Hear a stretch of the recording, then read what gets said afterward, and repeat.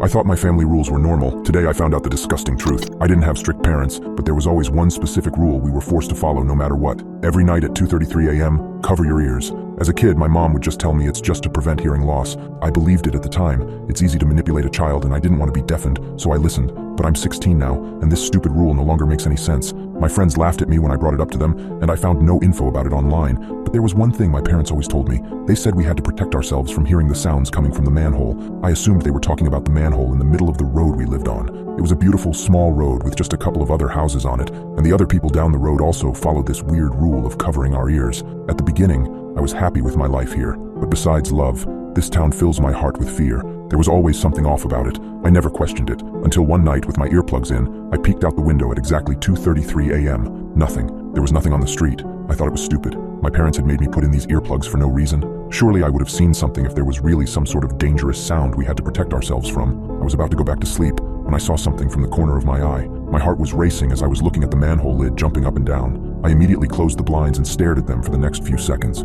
frozen. I remember not being able to fall asleep that night. All I was thinking about was the manhole. The next day, I decided to confront my parents again about the sounds and the rule, and tell them what I saw. I don't know what I expected, but I do know what I got. Blank stares, that's all. Not a sentence, not a word. I would have rathered them yell at me for being up that late or get mad at me for questioning them, but they said nothing. Since that day, months have passed, years. I still wear earplugs every night. My parents have a different tactic though. They have an alarm set because they stay awake until 3 a.m. I sometimes don't go to sleep either, so every time I heard the alarm from my parents' bedroom, I knew it was time for the sounds, and it always sent shivers down my spine. I usually have trouble falling asleep because of it. One night I stayed up until 2:20 a.m. I got lost in the music. After glancing at my watch, I went downstairs for a glass of water. I was looking out the window while I was waiting for my glass to fill. Again, nothing on the street. Once I turned off the faucet, complete silence started ringing in my ears. The feeling was strange. Silence. So quiet yet so loud. For a moment I thought I was wearing earplugs. Even though the silence was absolute, I wasn't the only one in the room. I screamed when I saw someone sitting at the dining table. It took me some time to realize that the scary silhouette was my father. "Dad?" I stuttered. He didn't turn around. He didn't even acknowledge my existence. "What are you doing here? And where are your earplugs? It's almost 2:33 a.m. I asked, confused. "Sit down," he calmly said. I didn't want to be lectured about staying up late, so I ignored his request. My father let out a sigh and said again, "Sit down." Getting on his bad side was not on my wish list, so this time I listened. "What time is it?" he asked after I took a seat. "Dad, it's almost 2:33 a.m.